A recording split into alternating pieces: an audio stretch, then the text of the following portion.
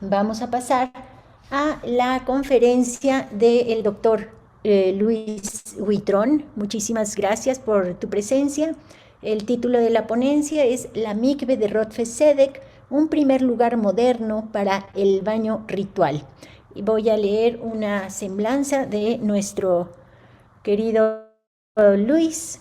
Él es doctor en Historia del Arte, es maestro en Historia del Arte con orientación en estudios curatoriales, licenciado en Historia y técnico en Restauración por la Universidad Nacional Autónoma de México. También es maestro en estudios judaicos por la Universidad Hebraica. Es el autor del libro Una catedral bajo tierra. Es el creador, director y actor del primer espectáculo de comedia histórica en México, Las Meninas. Ha trabajado en la restauración y la conservación de la pintura mural de la primera catedral de la Ciudad de México en el 2005, en la valoración del Acta de Independencia del Imperio Mexicano en el Archivo General de la Nación del 2008 al 2009 y en proyectos de restauración y curaduría como El Esplendor de la Plata y Tradiciones Cerámicas dentro del Museo Franz Mayer del 2006 al 2007. También es fundador y director académico del Taller de Historia de la Ciudad de México y profesor de Historia, Iconografía, Arte Religioso e Historia del Arte en dicha institución, en la Universidad La Salle, en el Centro de Estudios Casa Lam y en la Universidad Hebraica, además de ser columnista de arte para el periódico Enlace Judío. Actualmente coordina el evento 500 años de presencia judía en México, que, bueno, acabamos de ser testigos de él. Pues Luis, te doy la más cordial bienvenida, muchas gracias por tu presencia y pues te cedo la palabra. Muchísimas gracias. Es un gusto estar para mí aquí con todos ustedes y bueno, pues vamos a comenzar sin más ni más con mi presentación de este tema. Les preparé una presentación bueno, ahorita para que la estén viendo y bueno, pues comencemos. Es todo un gusto estar el día de hoy con ustedes en este congreso internacional titulado La Mikve, el baño ritual como símbolo del judaísmo a través del tiempo, coordinado por el Centro de Documentación e Investigación Judío de México, CEDIJUM, y agradezco enormemente la cordial invitación que me hiciera mi querida doctora Silvia Jamuy Sutton y mi estimado amigo el maestro Diego Martínez. También quiero agradecer encarecidamente al director general del CEDIJUM, el maestro Enrique Chmelnik-Lubinsky, por su apoyo para esta ponencia y también a la ayuda y a las atenciones de Carmen Rocío Peña Guillón, ya que aportó la información más importante para esta presentación. Muchísimas gracias. Estudiar la Mikve de Rotfe-Sedek fue todo un reto a nivel histórico, en verdad. Toda vez que no existen trabajos de investigación referentes al tema y que la evidencia material se ha transformado como consecuencia del devenir del tiempo. Así sucede con los objetos, con las cosas, con los edificios, con los monumentos.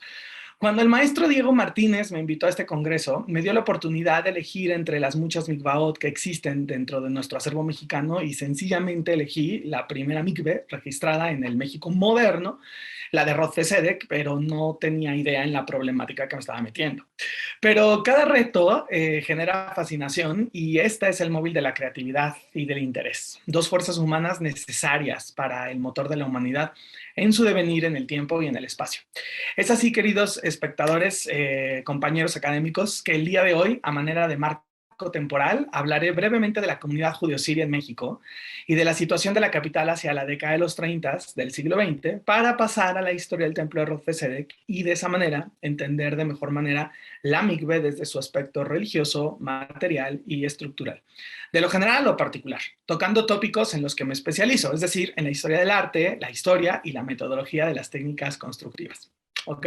Bueno, pues comenzamos esta parte. La comunidad judía en México se compone de un conjunto cultural que proviene de varias partes del mundo. Los primeros judíos que llegaron en el periodo colonial fueron, en su mayoría, de origen sefardí hispano-portugués. Posteriormente, a mediados del siglo XIX, llegaron en su mayoría ashkenazim de las zonas de Alsacia, Lorena, Austria y Alemania, un grupo que, en palabras de la doctora Alice Gochman de Bacal, no conformaron comunidad. toda vez que eran judíos pertenecientes a la Escala y muchos de ellos no se identificaban como miembros de esta colectividad judía que hoy entendemos. Fue hasta el periodo denominado en México como el Porfiriato que los judíos arribaron a estas tierras en solitario, pero con miras a la conformación de sociedades mucho más grandes y mejor establecidas. Los judíos del mundo árabe fueron los primeros, mismos que se reorganizaron en una pequeña pero muy concisa comunidad que desarrolló con raíces fuertes y sostuvo a más de otros judíos que llegaron posteriormente hacia los años de 1900 a 1930. En algunas fuentes tomadas de la oralidad de los migrantes y de registros hemerográficos y documentales, se establece a los judíos de Alepo, Siria, como una de las primeras asociaciones que conformará una pequeña sinagoga o Betacneset Acatán, misma que se encontraba en las calles de Jesús María, en el actual centro histórico de la Ciudad de México. Esta comunidad creció y en 1912 se fundó la Sociedad de Beneficencia Alianza Monte Sinaí, misma que levantó la primera sinagoga del judaísmo contemporáneo del siglo XX mexicano en la calle de Justo Sierra número 83.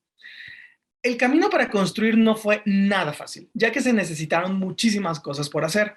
Como lo vimos el día de ayer en este Congreso Internacional, las juderías medievales han necesitado de elementos que hoy nosotros llamaríamos institucionales, tales como un templo, un mercado, una yeshiva, un panteón y por supuesto una mikve. La estructura, peso social, religioso e incluso hasta económico que estas instituciones ofrecen a la vida judía han sido necesarias para el crecimiento de la misma, toda vez que influyen directamente en el desarrollo de la vida diaria de acuerdo a las normas de la halajá. Cuando los migrantes judíos-sirios arribaron a estas tierras, tuvieron la imperante necesidad de comenzar el largo y esforzado camino que los llevaría a levantar estas instituciones en tierras mexicanas. Sin embargo, a la par de la búsqueda interna comunitaria de los fondos y la mano de obra, también se libró una batalla burocrática con el gobierno mexicano. Liz Hamui menciona que fue hasta 1918 cuando se otorgó el permiso formal y legal para construir una sinagoga, mismo que fue expedido por el presidente Venustiano Carranza. De esta forma, la Asociación Monte Sinaí comenzó su camino comunitario e institucional. De las pequeñas casas de reuniones en las calles de Jesús María a la sinagoga de Monte Sinaí hubo un cambio importante, el mismo que se reflejó en las necesidades de su creciente comunidad. Es normal pensar que en un inicio, con la llegada de hombres judíos, algunos de ellos solitarios, ¿no? Estas instituciones que hemos hablado desde la Edad Media, en el día de ayer hasta el día de hoy, pues no fueron tan necesarias en un primer momento.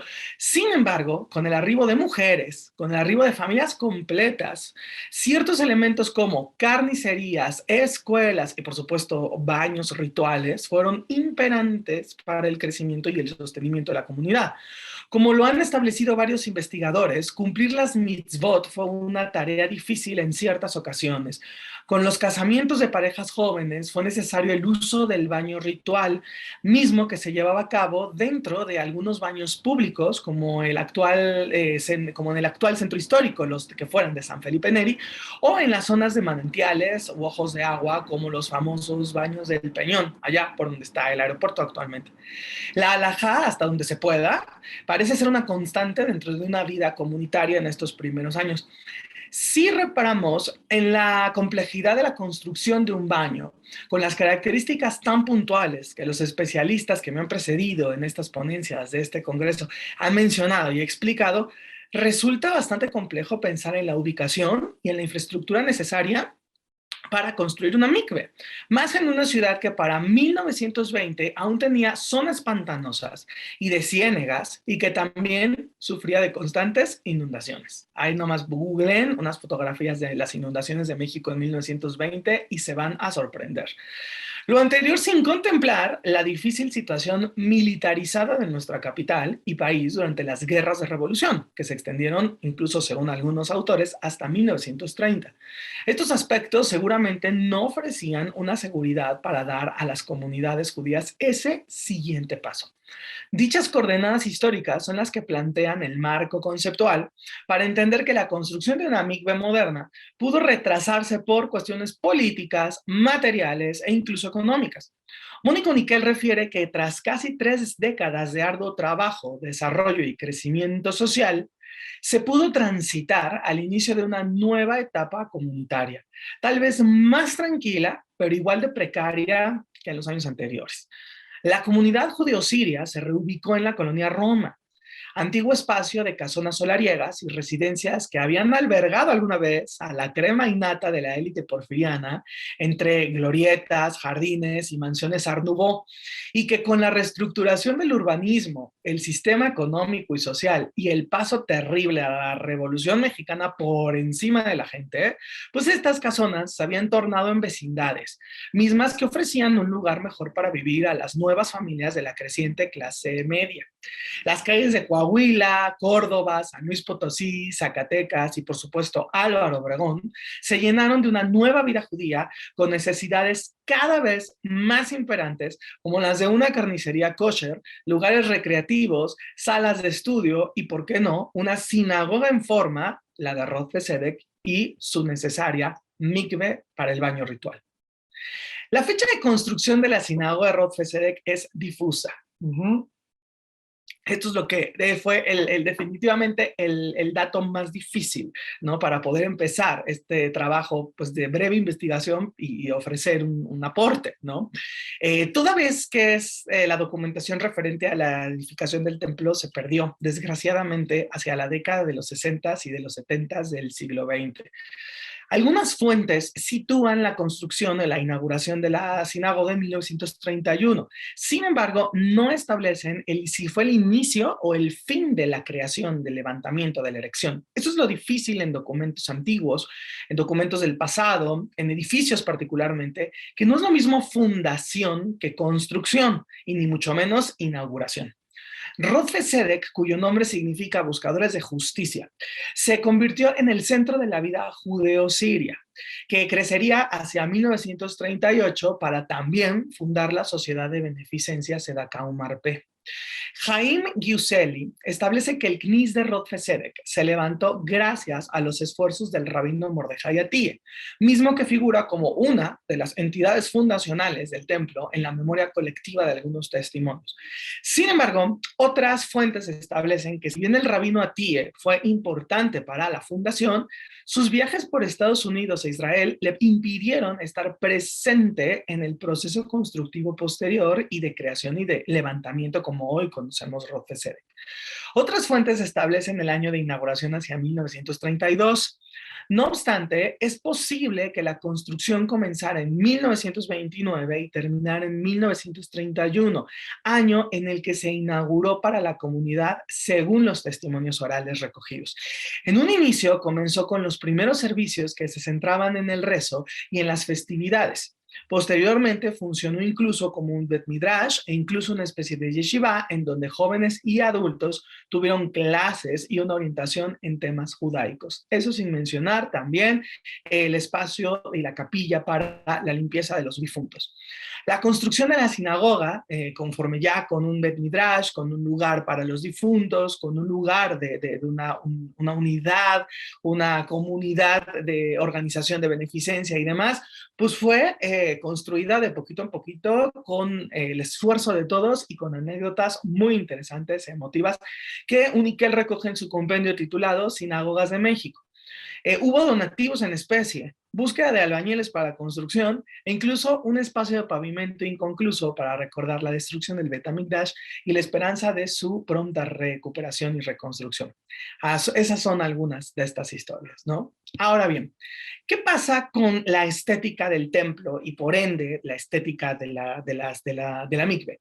Aunque no se conocen los nombres de los arquitectos, de los ingenieros y de los diseñadores que levantaron esta estructura, se puede entender al Knis de Córdoba como una obra importante, trascendental y con un conjunto de fuentes estéticas y figurativas que son dignas de mencionar.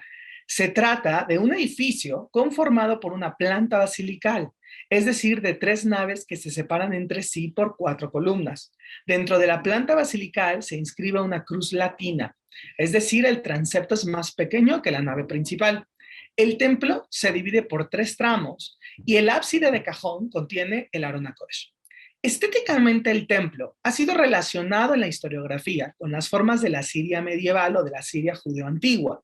Pero considero que dichas fuentes figurativas no son tan ese lado, sino pertenecen en realidad a un conjunto estético de elementos arquitectónicos correspondientes a un periodo temporal más que a una región geográfica. Durante lo que hoy consideramos como la Edad Media, los arcos apuntados o ojivales que presenta en Rodfesedec, las columnas de inspiración clásica y las cubiertas de crucería, como las del templo, eran elementos que se encontraban por igual en las mezquitas, sinagogas o iglesias de la Europa y del Medio Oriente. La sinagoga de Rodfesedec está conformada en su mayoría por arcos ojivales de tradición gótica, como es el caso del vano de entrada, que a su vez está inmerso en un arco escarzano.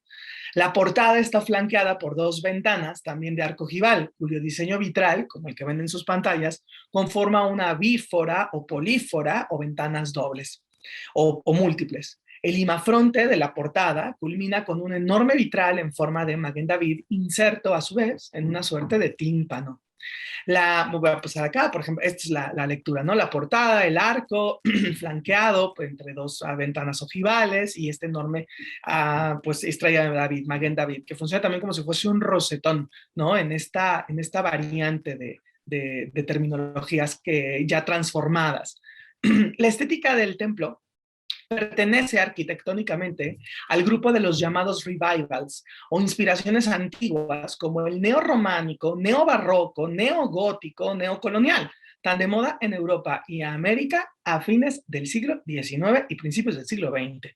Estética establecida a su vez originalmente nada más y nada menos que por el barón de Haussmann en la Francia, en la París de tiempos de Napoleón III. El interior del templo también presenta la estética revival medieval y renacentista. Sus arcos ojivales en las ventanas, las columnas de inspiración clásica y las bóvedas de crucería son referentes de ello. También son las cuatro pechinas que sostienen un tambor circular, con lucarnas también de arco ojival y una cúpula con linternilla que remata todo el conjunto. El ejal también presenta un arco ojival con una celosía de madera con motivos góticos. La zona del claristorio está compuesta por ventanas ojivales y óculos. La pintura mural también pertenece al estilo revival, toda vez que recuerda las hojarascas de un periodo más barroco. Bueno, hasta aquí he trazado una breve historia de la comunidad, una breve historia del templo de Rodfesedec, agregando un análisis estético, mismo que considero de gran importancia, toda vez que no se había realizado uno con anterioridad, hasta donde yo sé en las fuentes, y era necesario hacerlo en algún momento para ahondar en la importancia estética, artística del inmueble, pero también temporal. Los revivals funcionaron a lo largo de México como parte importante de la arquitectura popular, religioso-pública. Recordemos, por ejemplo, brevemente, el Palacio de Bellas Artes o Teatro Nacional, un revival primero barroco y posteriormente mexicano art déco. Recordemos también el proyecto del que fuera, nunca se concluyó, Palacio Legislativo. Todos estos elementos de edificios son los que van a tratar pues, de asumir una identidad antigua. ¿Por qué? Porque era el estilo.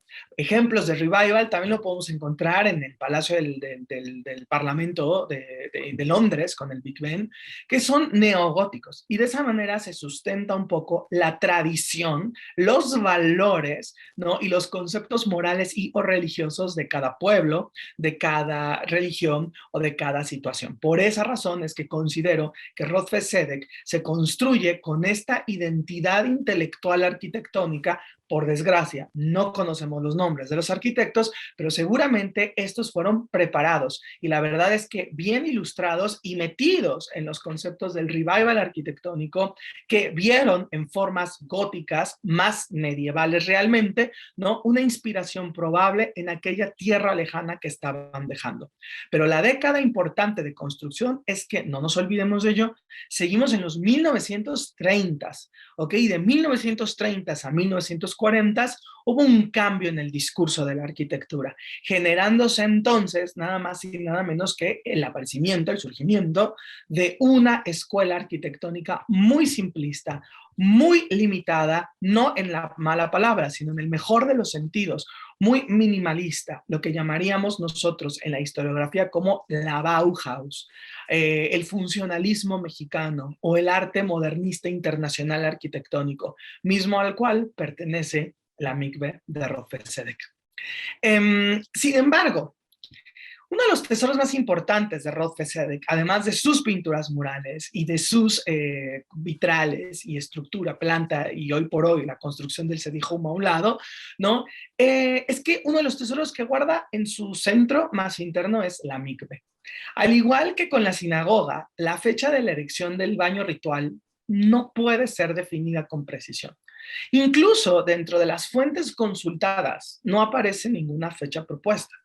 La mikve, ¡pum!, como generación espontánea, de pronto ya está. Lo que sí aparece en internet y en el corpus bibliográfico revisado es la especificación de que la mikve de Rodfezedek es la primera del mundo judeo-mexicano del siglo XX. Los testimonios orales argumentan que la mikve se levantó después del templo, y a juzgar por la apariencia de los materiales constitutivos en un análisis de fotografía histórica, es probable que el baño ritual se levantara en algún momento de la década de los 40 del siglo XX. Esto debido al particular azulejo blanco que recubre la zona exterior de la piscina, los escalones y los paramentos que rodean la mikve. Este azulejo estuvo en uso hasta la década de los 60, aspecto que también nos abre bastante el periodo en el cual pudo haber sido construida esta mikve, o bien si tuvo una o varias remodelaciones.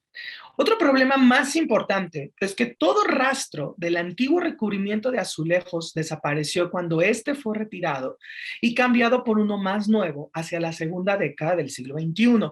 Los testimonios orales establecen que las familias de la comunidad donaron originalmente, hacia los 40, materiales para la construcción de la mikve, entre los cuales se encontraban diferentes tipos de azulejos, haciendo un collage material de diversos estilos y decorados. Si dichas losas se hubiesen conservado, podríamos datar temporalmente la construcción, incluso la estética interna de la mikve, puesto que varios de los registros orales dicen que adentro era un collage de diseños completamente diferentes, de mosaicos.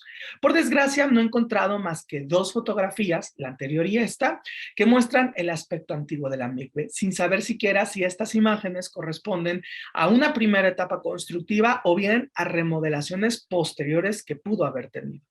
La estructura de la mikve se conforma de una piscina de planta rectangular que se encuentra inserta dentro de paramentos, es decir, no está excavada en el suelo. Se accede a través de ella por 2 escaleras conformadas por 5 peldaños cada una, en orden ascendente que conducen a una plataforma. Originalmente las escaleras y la plataforma estaban limitadas por un barandal metálico. A la piscina ritual se accede desde la plataforma por otra escalera compuesta de 7 peldaños acomodados en formato de escuadra que en orden descendente llegan hasta la base de la alberca. Según se aprecia en fotografías históricas, la llave del agua se encontraba a un lado del primer escaño descendiente de la piscina, aquí lo vemos, ahí está la llavecita, y gracias a testimonios orales sabemos que la mikve estaba flanqueada por 2 baños modernos que permitían el previo aseo total de la mujer antes de que entrara al baño ritual. No obstante, la parte que más me llamó la atención del sistema constructivo y funcional de la mikve de Rodfezedek fue su hidráulica. Una de las preguntas que me abordó durante esta investigación fue el proceso de llenado de la alberca. ¿De dónde se obtenía el agua para el funcionamiento de la mikve? En un primer momento pensé que el agua provenía de alguna fuente natural, toda vez que la zona tenía varios brazos lacustres provenientes de las riberas del río de la Piedad, cercano a la colonia. Dicha fuente de agua alimentó la colonia Roma y fue de suma importancia para la manutención de los diferentes asentamientos humanos que se establecieron en la zona desde la época colonial, tal y como le demuestran las descripciones del convento de Nuestra Señora de la Piedad, conjunto arquitectónico demolido hacia finales del siglo XIX y en donde se levantó el famoso estadio de béisbol Parque Delta, cuya sede ocupa el centro comercial homónimo el día de hoy. La localización tan cercana del río de la Piedad y su uso como fuente de agua durante las primeras décadas del siglo XX, claro, además desde antes, claro, pues fue la primera y más objetiva de las explicaciones que resolvían el problema del suministro de agua. Sin embargo, estaba muy equivocado. Gracias al testimonio del rabino Basul, de la comunidad sefaradí, mismo que fue recogido y compartido por Carmen Peña del Sedejum, a quien agradezco enormemente, se sabe que la mikve se suministraba de agua de lluvia, que seguramente se completaba con la que venía del drenaje. La halajá es muy cuidadosa en este punto. A través del estudio del Talmud sabemos que en los Sedarim de Hagigá 11a, Erubín 4b y 14b, Pesajim 109a, Yomá 31a y también de Yoredea 201 del Shulchan Aruch quedan definidas con claridad las ordenanzas puntuales del agua corriente. Por lo tanto, entendemos la importancia del agua de lluvia recabada en un bor o pozo, misma que forma parte fundamental para el correcto funcionamiento de la mikve. El asunto se torna de gran interés cuando a la ingeniería y construcción del templo nos adentramos. ¿Dónde y cómo se instala el sistema de captación de agua pluvial? La respuesta es fascinante. Carmen Peña me comentó en dicha entrevista que aún después de las varias remodelaciones que sufrió el CNIS durante la época del siglo XX, cada temporada de lluvias constantemente se inundaba el sótano. La razón era que alguien, al momento de la construcción, instaló un ducto en la azotea del templo. El ducto debió de tener una especie de embudo para aprovechar de mejor manera las lluvias. Dicho conducto se puede apreciar hasta ahora en el arranque de una de las intersecciones de las cubiertas del templo, particularmente en la base de una de las pechinas que sostiene el tambor de la cúpula. El caño instalado baja por la base de la pechina internamente, claro está, y se conecta con el capitel de una de las mencionadas columnas que divide la planta basilical. El fuste de la columna está hueco, ya que el caño se encuentra en la parte interior y baja hasta el sótano del edificio, es decir, a un lado de la mikve. Gracias a los planos del templo obtenidos a través de la página Arch Daily, se puede corroborar que el tubo insertado en la base de la pechina está alineado con la columna y esta, a su vez, se encuentra emplazada a una de las 8 pilastras de carga que enmarcan la mikve en el sótano. Aquí se los marco yo a ustedes con rojo. Este espacio que vemos aquí es el espacio, el alzado de la mikve. ¿Okay? Indudablemente, la creatividad y la inteligencia de una instalación así representan un reto arquitectónico y una excelente resolución al problema de la captación de agua. Siguiendo la halajá, dicha agua pluvial sería mantenida en un pozo para después ser mezclada con el agua faltante y poder llenar la mikve y que ésta se usara. Para terminar, la sinagoga de Rodfesedek representa un acervo histórico, artístico y religioso, particular de la comunidad judeo-siria migrante a principios del siglo XX. También significa un escaño más en el desarrollo social, económico y demográfico de la población judío-mexicana.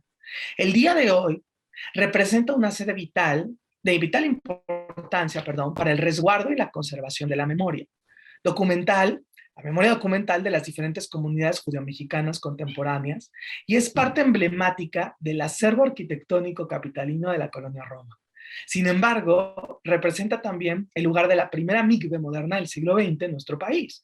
Desde la perspectiva técnico-material, significa la resolución de un problema de instalación, de ejecución y de halajá en una comunidad emergente que se sostuvo por el apoyo de todos. A pesar de que parte de la documentación se ha perdido y por ello no conocemos los nombres de los artífices de la sinagoga y de la mikve, Rodfesedek se levanta egregia como un enorme Aarón HaKodesh, que contiene la memoria del pueblo judío mexicano, mismo que se resguarda en repositorios modernos, preciosos y lindísimos además, que a su vez cobijan por los 4 flancos de manera poética y alegórica a la primera mikve contemporánea. Y ambos elementos, el documental y el material, yacen resguardados en el sótano del edificio para su conservación. Gracias al Sedijum por protegerla. Bueno, pues muchísimas gracias por su atención. Bueno, excelente charla, muchísimas gracias, tu ponencia extraordinaria.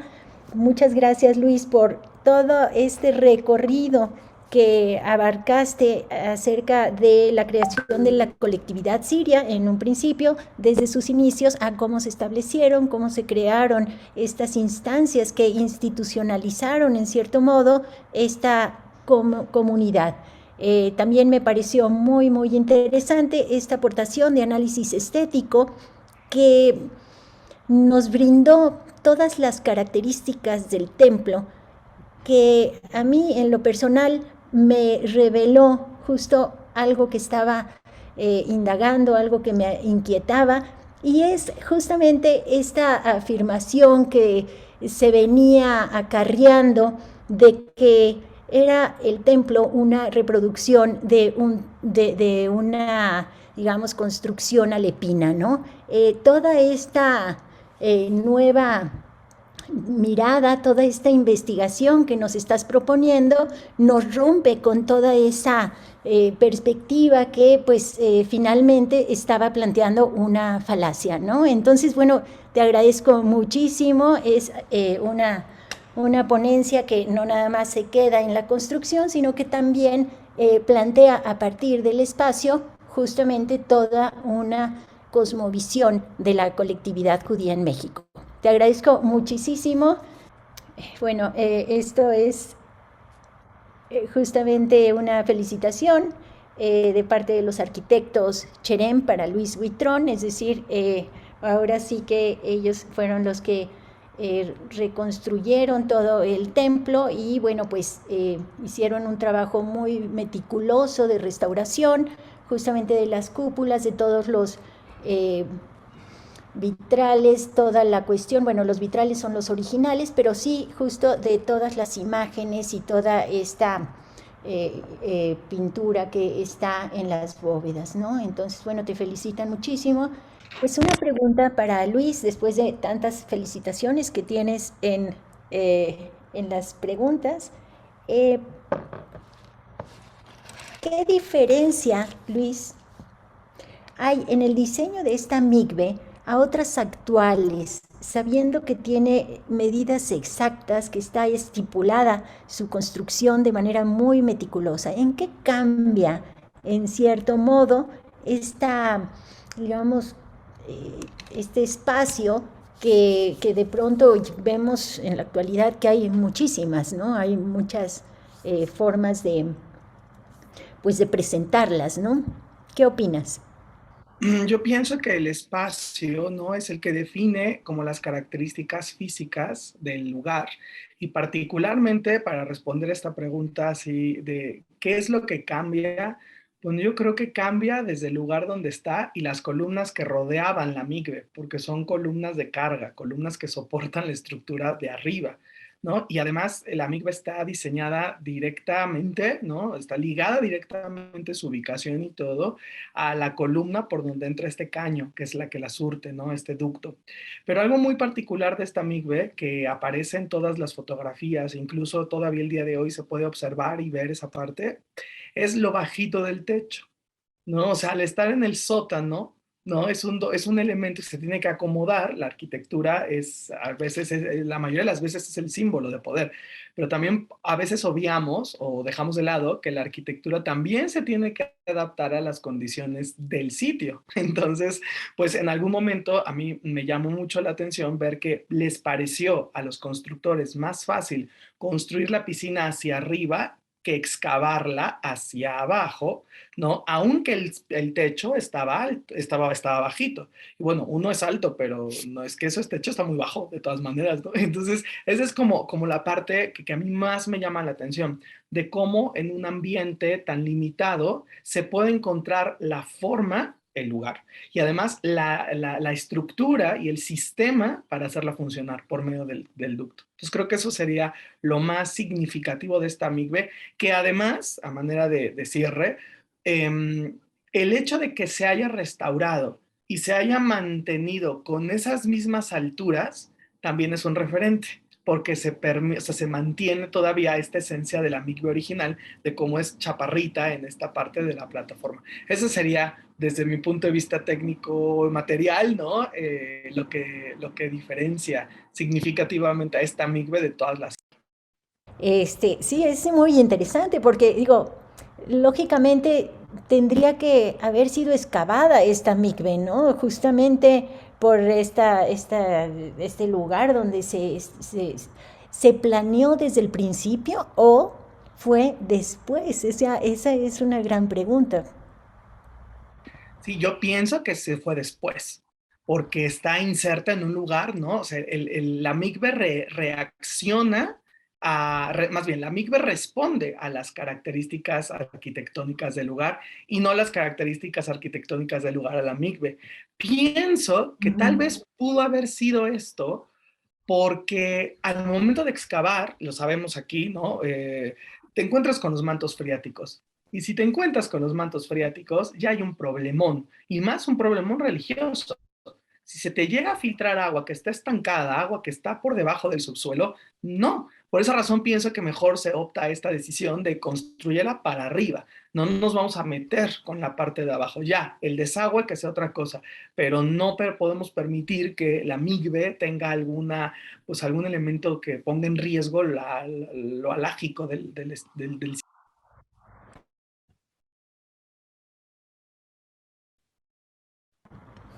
Perdón. Qué buena reflexión esta que tiene que ver obviamente con los mantos freáticos de la misma geografía de México, ¿no? Que sabemos que estamos sobre agua, ¿no? Entonces en ese sentido sí tenemos que tomar en cuenta todas estas cuestiones para no contaminar lo puro, ¿no? Por supuesto.